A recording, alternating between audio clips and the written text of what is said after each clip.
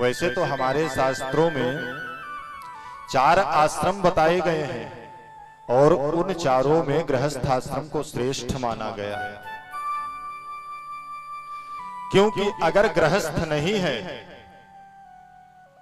तो संत कहां से जन्म लेंगे, सन्यासी कहां से होंगे। अगर गृहस्थ नहीं है तो अतिथियों का सत्कार कौन करेगा, अतिथि सत्कार कहां होगा, उन संतों को भिक्षा कौन देगा।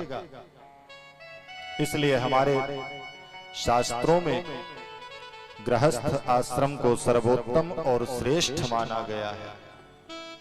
इसलिए पहले कहते हैं 4 आश्रम हैं, उन चारों आश्रमों में पहला है ब्रह्मचर्य, दूसरा है गृहस्थ। नियमतः हमें पहले ब्रह्मचर्य आश्रम का पालन करते हुए शिक्षा दीक्षा जो भी हो उन सबको पूर्ण करने के उपरांत गृहस्थ आश्रम में प्रवेश करना चाहिए। गृहस्थ आश्रम की जो आयु है शास्त्रों ने बताया है 25 वर्ष से 50 वर्ष के मध्य। गृहस्थ आश्रम में रहने की जो आयु है वो 25 वर्ष से और 50 वर्ष के मध्य है। और जैसे ही 50 वर्ष हमारे जीवन के व्यतीत हो जाए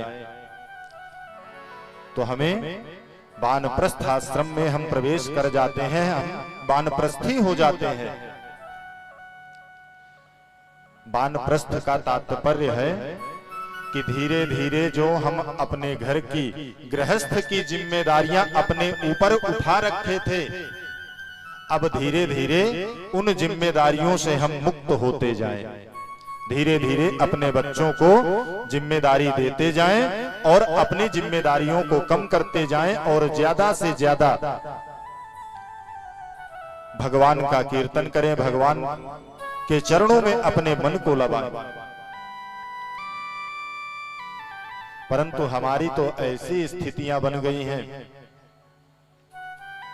कि जब तक हमारी श्वास चलती है घर की सारी जिम्मेदारी, दुनिया का सारा टेंशन, कहीं कहीं पर बैठते हैं तो लोग कहते हैं महाराज क्या बताएं, इतना टेंशन है, इतना जिम्मेदारियां हैं घर की कि क्या बताएं, कुछ कर नहीं पाते।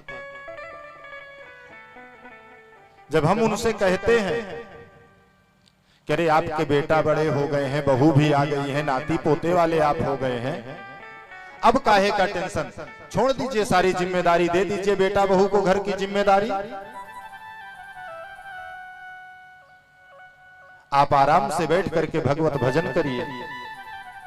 तो यही उत्तर प्राप्त होता है, अरे वो कुछ नहीं जानते हैं, कोई जिम्मेदारी नहीं संभाल सकते, कोई जिम्मेदारी नहीं, बड़े लापरवाह है, बेटा भी जैसे तैसा और उससे ज्यादा बहू मिल गई है, राम राम राम।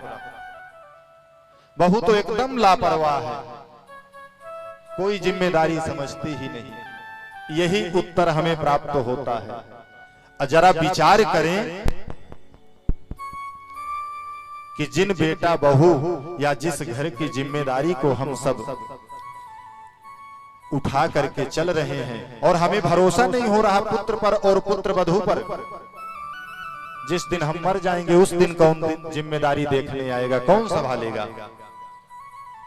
इसके लिए हमारे जीवन में सबसे बड़ा प्रमाण हमारे माता पिता या हमारे पूर्वज होते हैं। हमारे घर के किसी कोने पर अगर किसी पूर्वज की फोटो लगी हो तो कभी उसके सामने खड़े होकर के इस प्रश्न पर विचार करना कि जिस दिन से मर करके चले गए, क्या उस दिन से कभी हमारे पास आए पूछने के लिए बेटा कैसा है, काम धंधा तेरा कैसा चल रहा है, जीवन में तू सुखी है कि नहीं। कभी उनका कोई लेटर आया, चिट्ठी कोई आई उनकी जिस दिन से चले गए हमें छोड़ करके। कभी टेलीफोन आया कि बेटा कैसा है, बहू कैसी है तू, नहीं आया। जब तक हमारे इस शरीर में श्वास है, श्वास चल रही है, तब तक ही हम एक दूसरे के संबंधी हैं और तभी तक हम इस माया मोह में बंधे हुए हैं, झूठी माया में बंधे हैं, कुछ भी सत्य नहीं है, सिर्फ हम भ्रम में फंसे हुए हैं।